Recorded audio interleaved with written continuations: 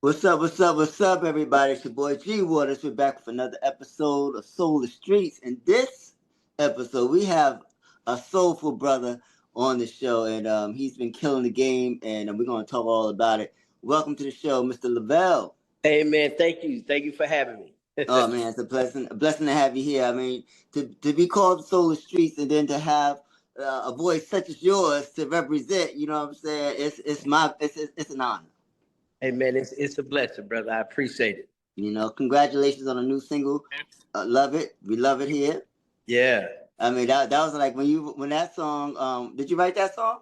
yeah, man. Me and my brother Anthony Saunders, Nice, nice. So we you got that knew. one in, man, and he's an incredible guy as well, Anthony Saunders. Nice. Shouts to Anthony. And when y'all vote "Love It," you know everyone was going to be saying, "I love it. I love it." How That's a, many times have you heard that since it a came out? lot, a lot, but that's a good thing, man. That mean Yes, they love it for real. that's a fact. That's a fact. Well, let's get into it. Let's get into it. R&B. R&B is what you do, my brother, and you do it very well. Has always been truth and vulnerability. When did you realize that your voice could carry that kind of emotional weight? Man, I think for me, coming up early, I've known it a while, man. Being at on both sides of my family, everybody either sing or are musicians. They really took pride in grooming us that whatever you do, you put your heart into it at all costs, man. So, I started off as a drummer, watching my cousin, and I loved the way he touched people, man. And I got the opportunity to start singing with them, and the rest was history. So you could sing a little bit as when you was playing the drums. Yeah, I mean, that's when I discovered that I could actually sing because drums was my life. You Like know, what age was that when you? I mean, cause you could sing your ass off. So like, what age man, was that? Like you just realized that you could just sing and then sing like the way you sing. I would say around 11 or 12. Okay.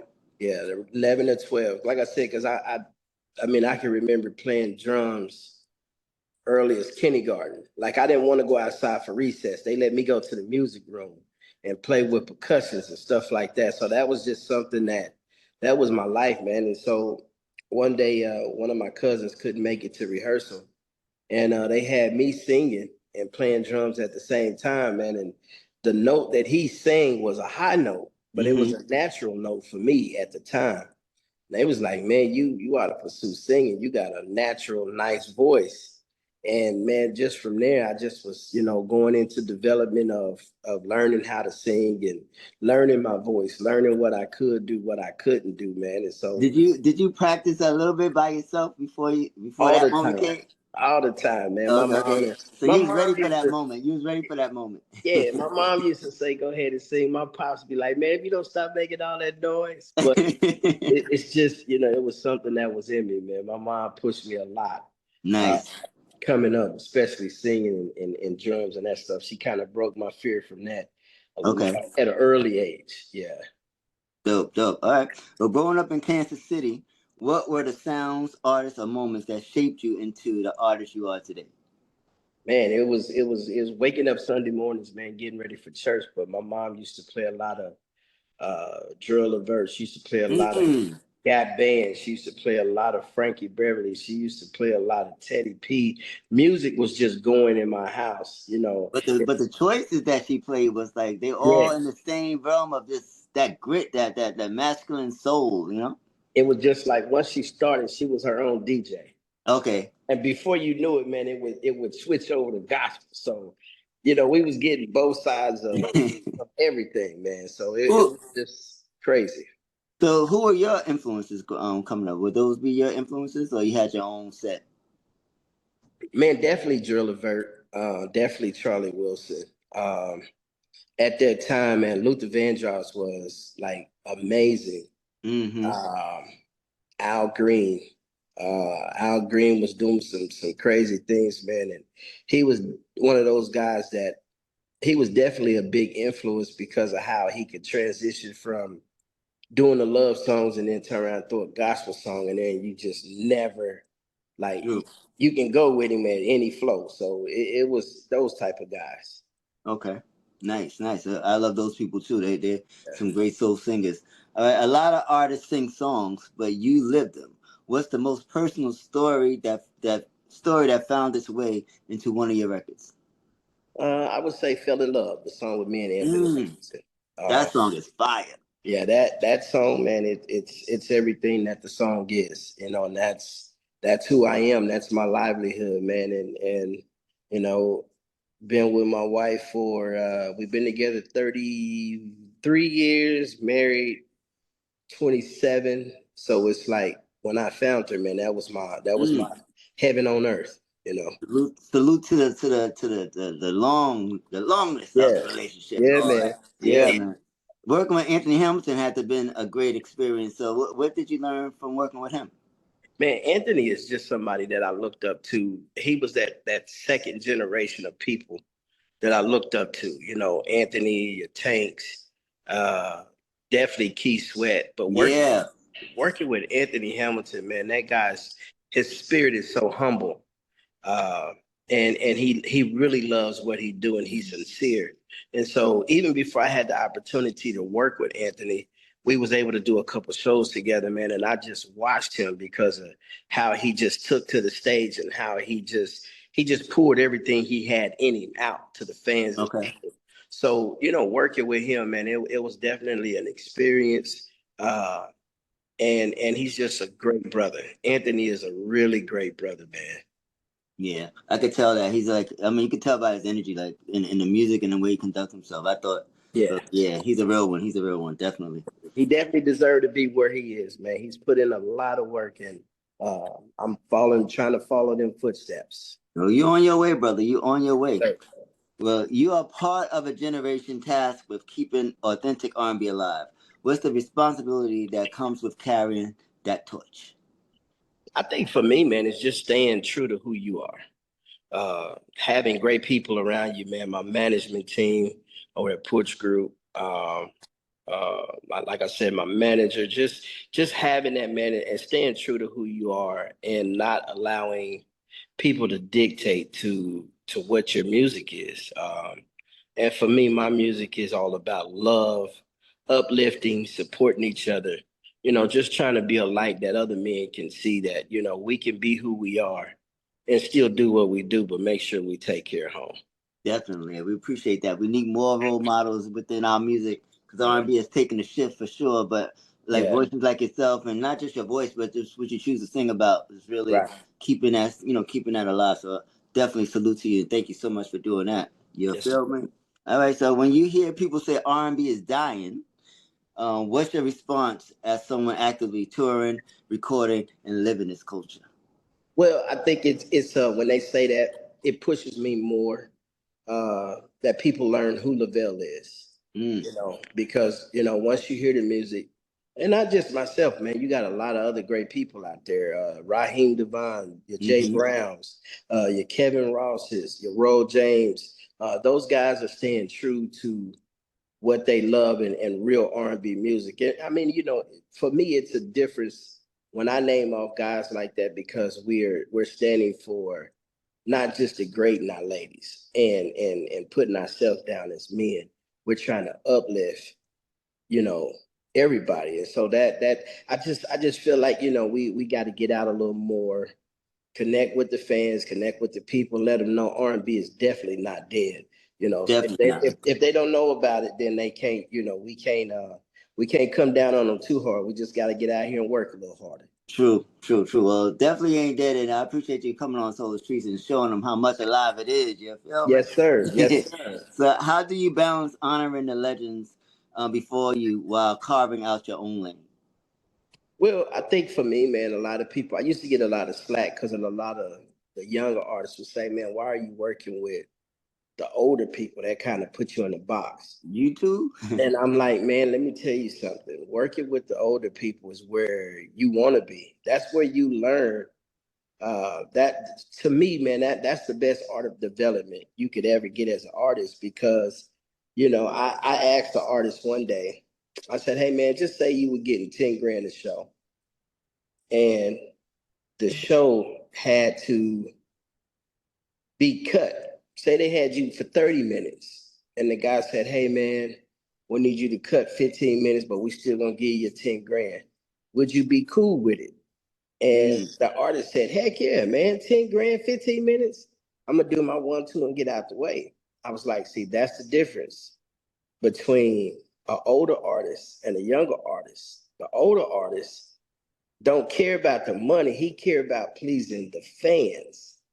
The Mm. fans is what's more important than the money, because that 15 minutes could give you that one show, but you may touch somebody, in somebody else's area, man. And so learning those type of things, that you put your fans before you put the dollar, everything else will fall in place. Nice. I like that. I like that. Well, you're on tours with names like Karen White, who's a friend to the show. We love Karen. Yes. Sharing spaces with industry giants. What's the most powerful lesson you've learned from being around them? Man, just the work ethic, man. Just how they go in and day out, man. And big shout out to Eric Nolan Grant of the OJs. Mm. That guy there is, he's like a big brother or uncle for real in this music industry, because he invested a lot in me as an artist as well, man. And just taking time and just grooming me, helping me out to become who I am now. So yeah, What type of lessons did he help you? Did he groom you with? man, Eric, he just taught you how to command the stage. He Mm-hmm. taught you how to give a show and still command the stage. He taught you how to be as a person. He taught you how to be as an artist. He taught you how to be as a human being out in front of people. Mm-hmm. Certain things you can and can't do as an artist. So he was giving me and a couple other guys. He had a group called G Men, and I mean, he was showing us, how the OJs do it, from dance steps to how they together to just being a unit in itself, man. So him just taking time to do what he was doing is still been an impact in my life as we stay today. Nice. All right. Well, many artists chase trends. You stuck with soul. Do you feel the industry gives enough respect to artists like yourself who stay authentic? Well, I would have to use Anthony Hamilton for this example. I mean, if you stay true to who you are, look at it, may take a little longer, Mm. but the success and the time period will definitely help you uh, more towards the end, man. Because I mean, Anthony hasn't changed for no one, and I mean, that soul, he's still doing Yeah. what he do, man. So And you still have fun. As long as you're having fun too. Like you have more absolutely, fun when you stay true to yourself. absolutely, man. Because it's hard to be somebody else. That's a fact. Yeah, yeah, As soon as a lot of people figure that out, they realize when the fun will start. right. All right. So, if the R&B industry giants are watching this right now, what would you want them to know about your commitment to the culture? Man, my commitment is earning my spot, keeping I've had a lot of great people help pass the torch to me, man, such as Charlie Wilson, Frankie Beverly, um, the OJs, Keith Sweat, your Tanks, the Dave Hollisters. Those guys have really been a blessing in my life, man, and I'm true to this, and I will continue to push and strive to just make it as best as I can, and keep R&B and keep love music alive. Definitely. Well, you mentioned Frankie Beverly, and you mentioned a few of our greats, but I'm curious of what, because Frankie has passed on. What were some of the lessons you learned from him that he instilled in you? Man, it's still one of those things, man. Going out every night, sick, well, happy, sad, and giving your all to the fans. And that was one of the things Frankie taught me as well. Stay loyal to the fans, and the fans will keep you working. And I think a lot of times artists forget that, you know. Mhm. Simple things, man. People that spend $70 to come see you perform, how hard is it to take a picture with them? You know, like simple stuff, man. It's okay to speak. We, at the end of the day, we all still human, you know. Exactly. So learning, never change who you are, man. Always show love, because actually, man, I've gotten a few shows because the person didn't look like nothing, but Hmm. come to find out, they were the promoters of the shows. And so Mm. I got a few more calls like, hey man, you didn't know, but this was my show. And because of how respectful and how you were so humble and how you were so nice, I told my guys, we need to get you back here for the next year's show. Yeah, And I was in that situation too. 'Cause I met you at the Lenny Green show okay, with Andre Ward. I was like, yo, and when you killed it, you killed it, you killed it that night. And thank I you, was like, man. definitely a great brother. Would love to have him on the show. At that time, I was still starting out. Well, not starting out, but starting out.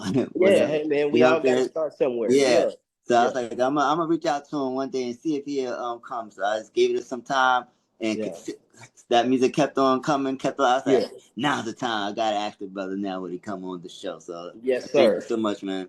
Thank you. Yeah. So let's see. What do you want your music to mean 20 years from now when people look back at your catalog?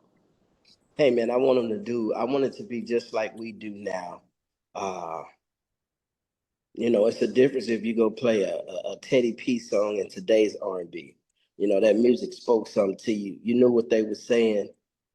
It wasn't so direct, but that lady and that man know what we were talking about. So I Mm-hmm. just wanted to be, man, that song was really special. It touched me in so many ways. Okay. Well, you've already collaborated with so many, but if you could collaborate with any other R&B legend, past or present, who would it be, and what kind of record would you want to make? Man, first off, I would definitely, God rest his soul, but I wish I could have did a record with Gerald Levert. Hmm. Uh, Definitely want to do one with Keith Sweat. That Um, would be dope. He's still churning them out. hey man, Keith is a workaholic, man. People can say what they want to say, man, but I've been to several of his shows, man, and the way he worked, the way he give his time and dedication, man. Keith is one of the guys I look up to. Definitely. His catalog is endless. Like he could just go Crazy, on for man. It's days and hit. albums and albums and albums. Yes, Like his yes. albums, I forgot that he even came out with. He had so many albums. Like I gotta go back sometime and just listen to the ones that I didn't get a chance to listen to because the industry had changed over. Like Yeah, man. he had a And lot of music. he just go from hit.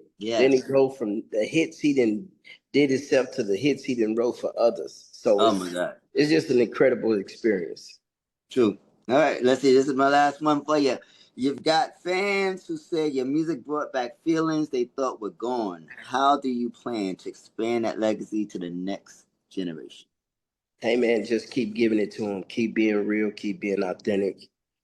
And once again, just showing myself to be friendly, showing myself that I care just like me and you talking. I care Hmm. about the community. I care about each other. And man, just really just keep giving them great music.